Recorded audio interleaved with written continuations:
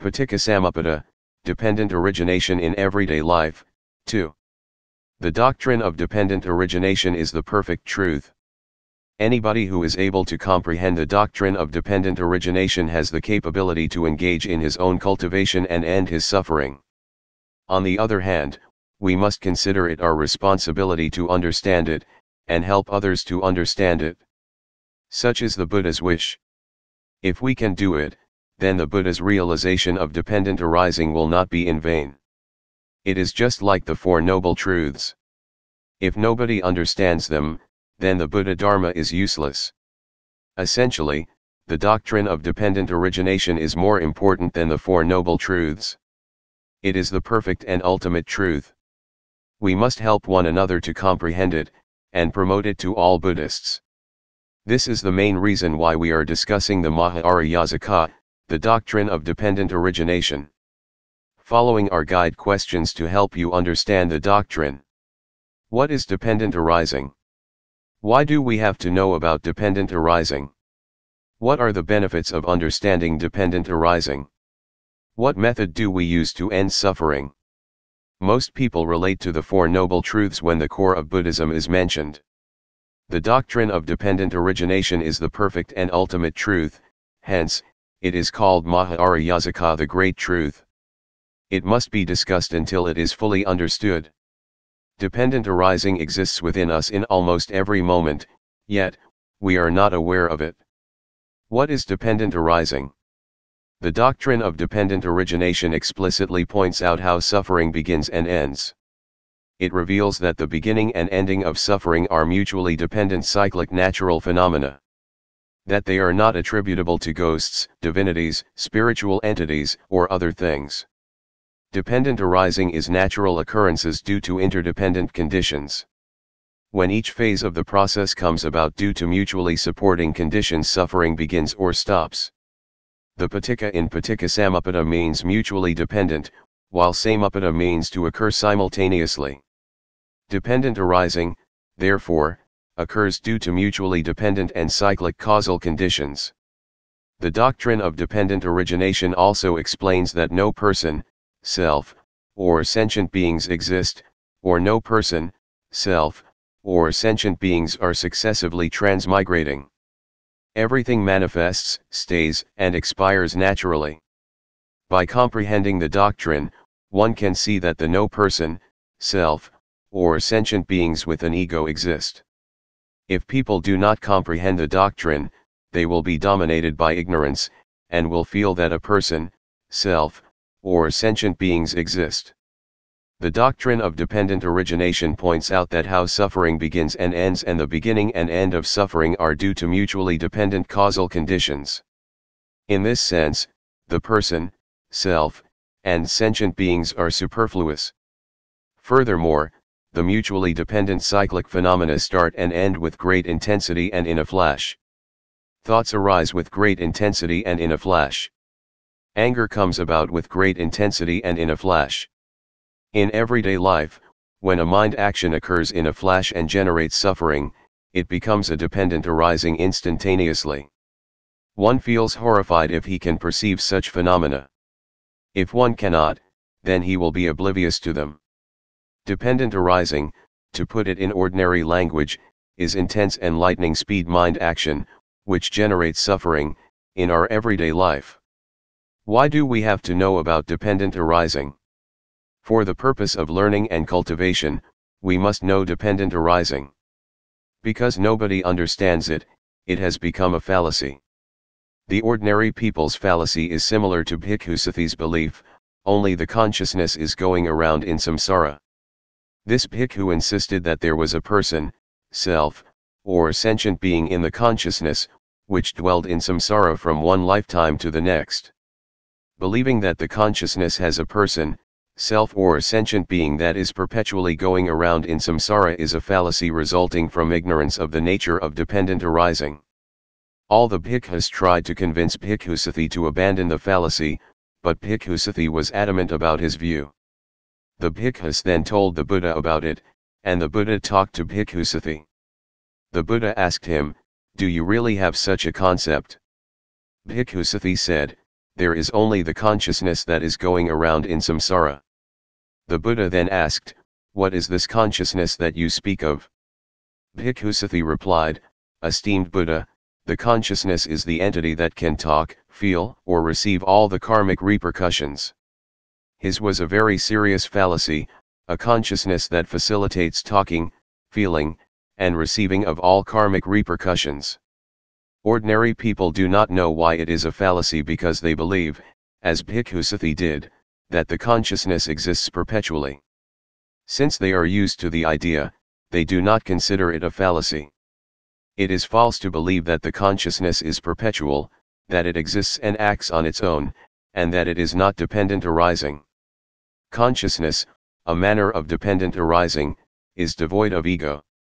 It manifests in an instant because of the interaction of mutually dependent conditions, and it advances to successive stages. Bhikkhusathi maintained that there was an ego or a consciousness with an ego that went around in samsara. This consciousness did not only exist in the instant but also persisted to the next life. He called the ego that could talk, feel, or receive karmic repercussions consciousness. The common view prevents people from seeing the fallacy. Consciousness is devoid of ego. If consciousness exists, then it is dependent arising. It is a natural phenomenon manifested from successive occurrences due to mutually dependent conditions. It is not an entity. What are the benefits of understanding dependent arising? Understanding dependent arising enables us to reject fallacy and possess the right view to be totally free from suffering. It is false to believe that a person is present and reincarnates into a certain sentient being due to karma. If one erroneously believes consciousness is ego, then he will experience suffering, and will be unable to free himself from suffering. Therefore, one must know the nature of consciousness, which is dependent arising. In this way, one can totally eliminate suffering using the right view, the right understanding. According to the Pali Suttas, consciousness is dependent arising. It is a phenomenon arising due to mutually dependent conditions. Without these causal conditions, there is no consciousness. If consciousness has a main body, then it can manifest on its own initiative, and does not have to depend on causal conditions. The truth is consciousness cannot exist independently. Nevertheless, it is so infinitesimal that we find ourselves thinking, feeling, and allowing the name and form, body and mind, to perform work. Hence, we mistakenly think that there is a main body in us, and we call it consciousness.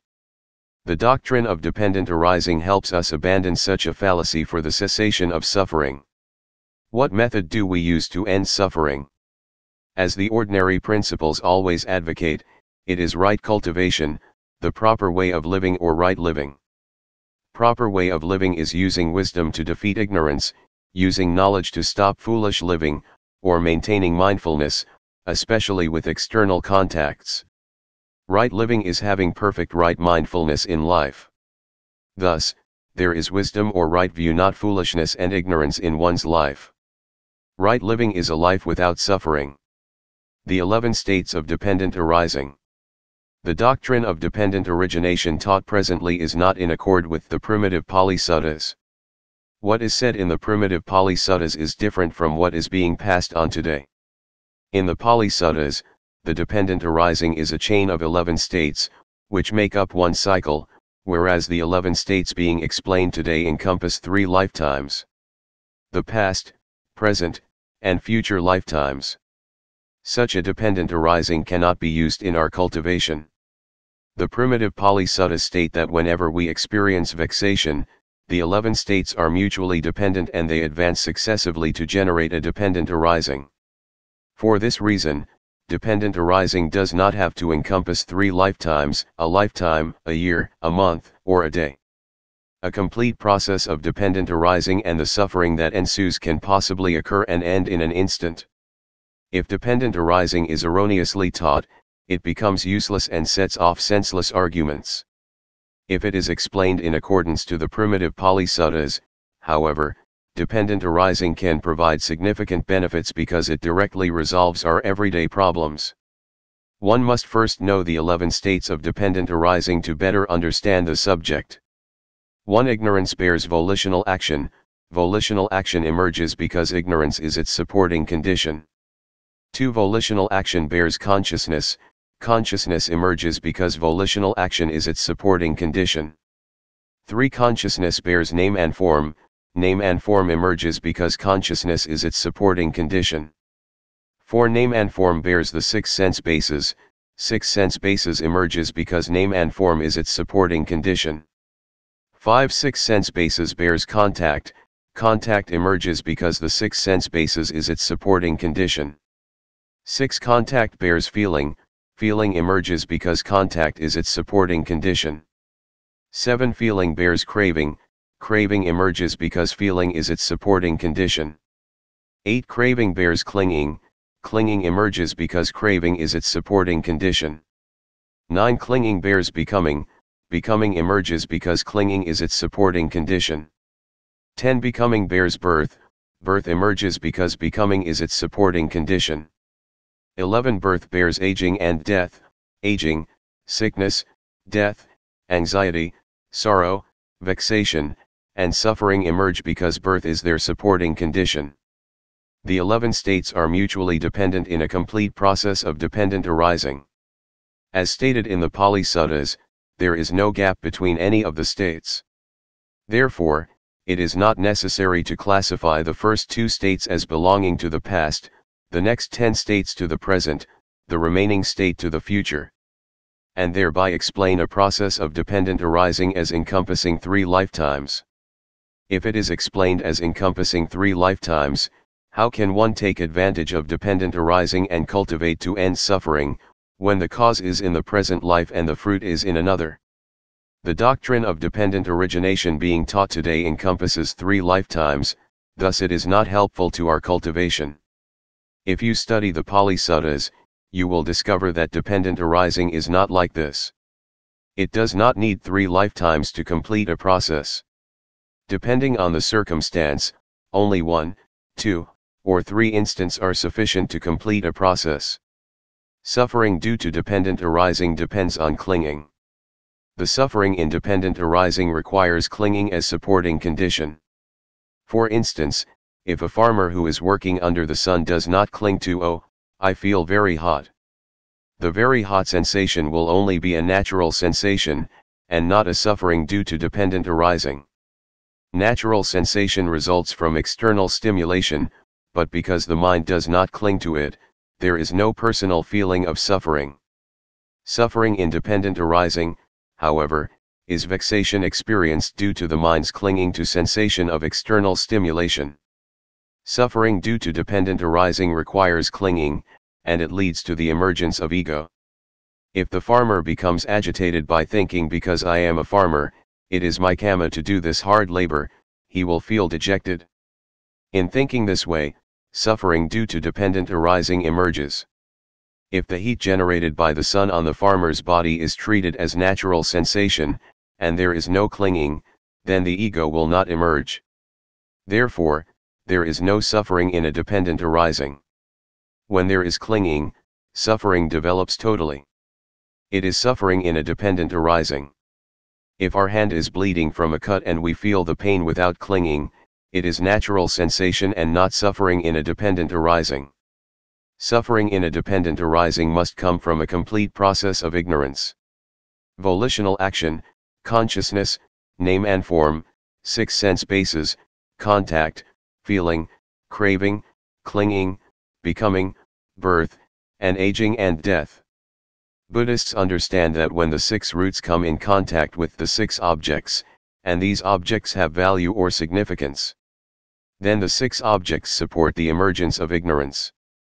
For instance, suffering is not experienced if one sees a tree and stone as insignificant, whereas it will be a different matter if one sees a tiger, woman, or something of significance. If a male dog sees a beautiful woman, the latter will be insignificant to the former.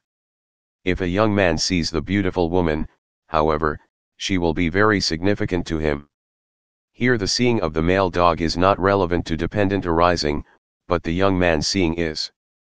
Tree, weeds, and stones are insignificant in ordinary situation, but a diamond, stone statue of a divinity, or tree with special meaning can cause a dependent arising in the siddha.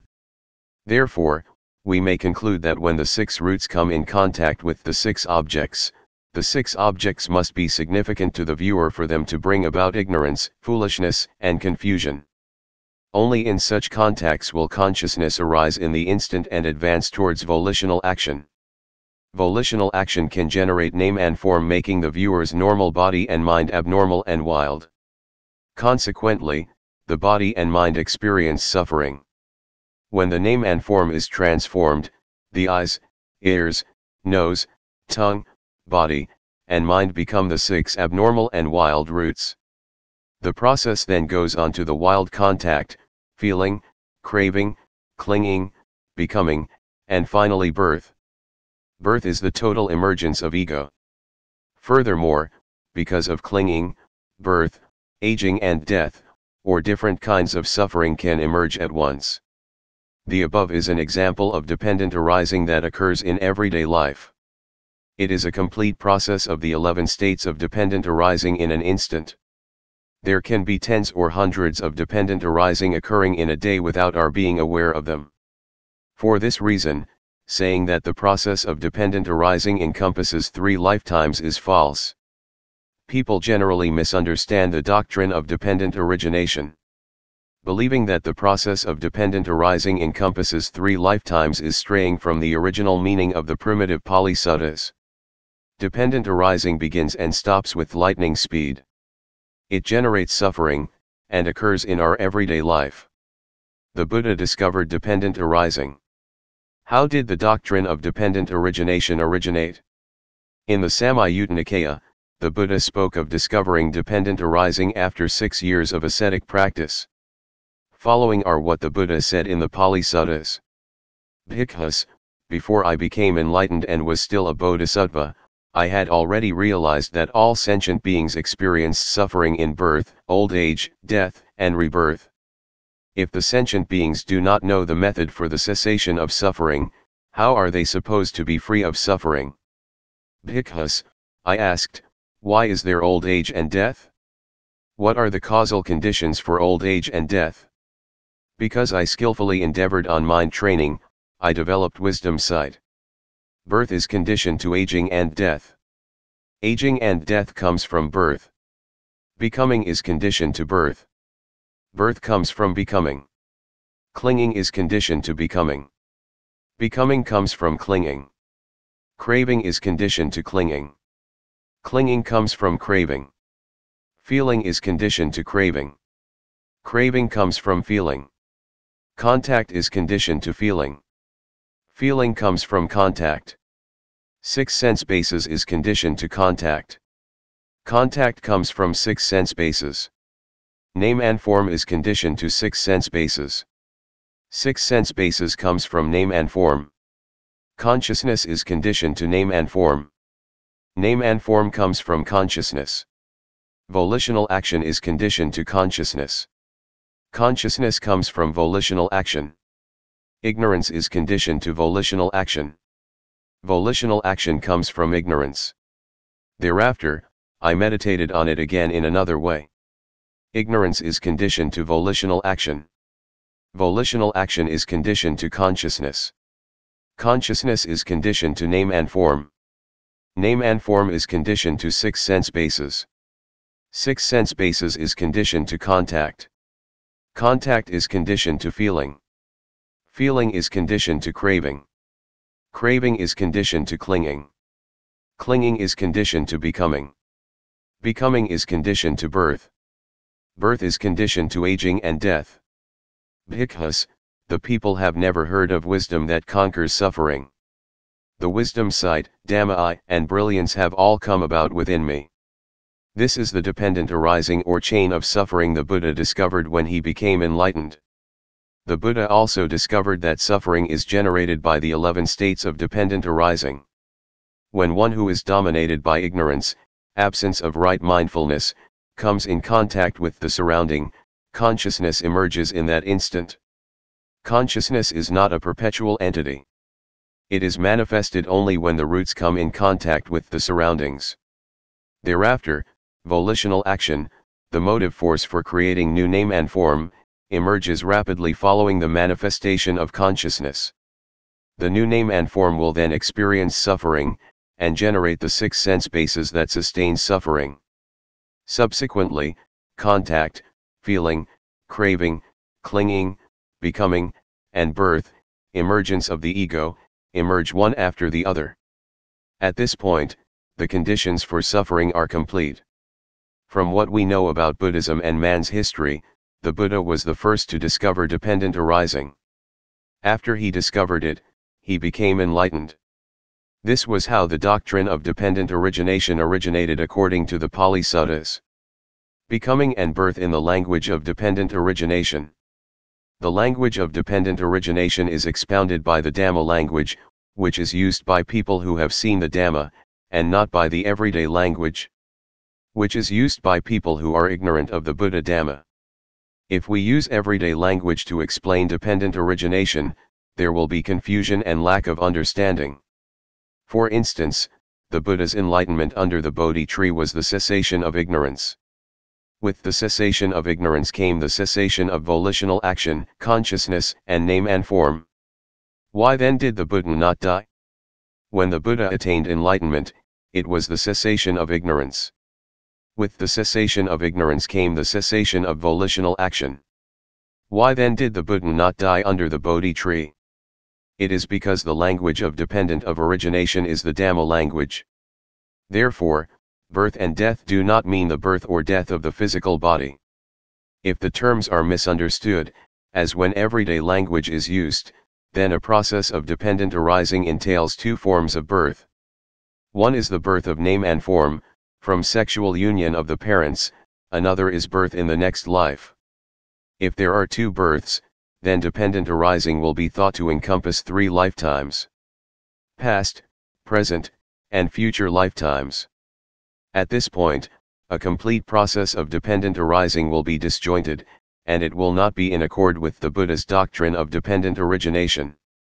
The amusing part is, even if there are 2 forms of birth in dependent arising, there are no 2 forms of death.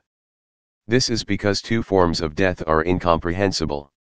According to the doctrine, the becoming and birth in dependent arising do not originate from the mother's womb but from clinging, where the experience of an ego develops. It is called birth. This can be proven by the Pali Suttas. In the Suttas, the Buddha said, clinging to that which brings delight. This means when contact brings on feeling, no matter if that feeling is construed as suffering, pleasure, or non-suffering and non-pleasure, there is delight in it. This is clinging. Any form of delight is clinging because delight sustains clinging. When there is delight, there is clinging. Delight here refers to satisfaction in perplexity. According to the Buddha, delight is clinging. When we are satisfied with a certain thing, we are holding on to it. There is delight in feeling, thus delight is clinging. Therefore, when we experience feeling, delight emerges at once, it is clinging. From clinging comes becoming, from becoming comes birth, from birth comes aging and death. This is suffering. Becoming and birth come from feeling, craving, and clinging. They do not have to wait for transmigration after physical death to emerge. Becoming and birth can happen at any time and place.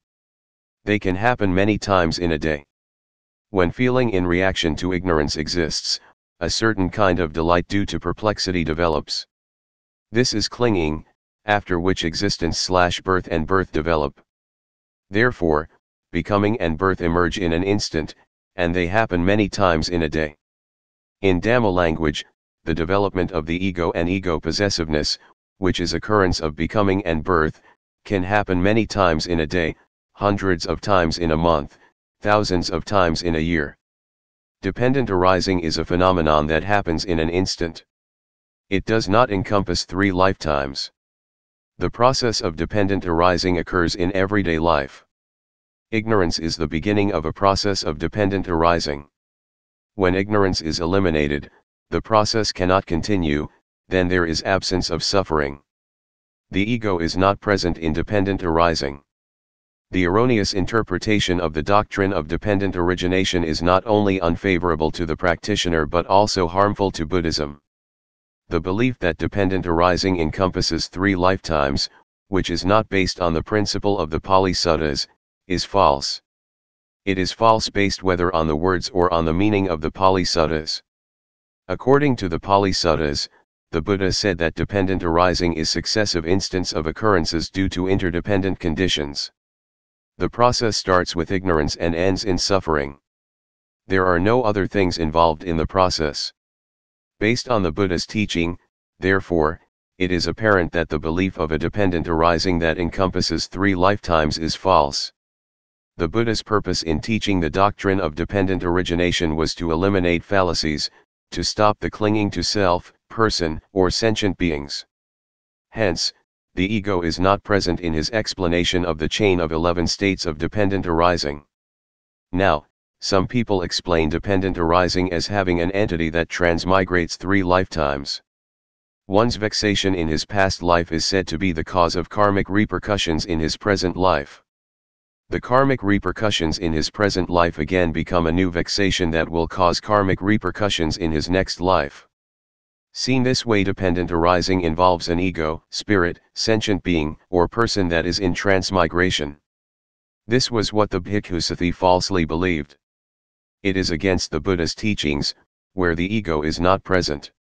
The 4 criteria also tell us that the viewpoint of a dependent arising with ego is false because it is contrary to what the Buddha taught. The Pali Suttas explain dependent arising as successive instance of occurrences due to interdependent conditions. The ego is not present if the Sutta's original meaning is preserved.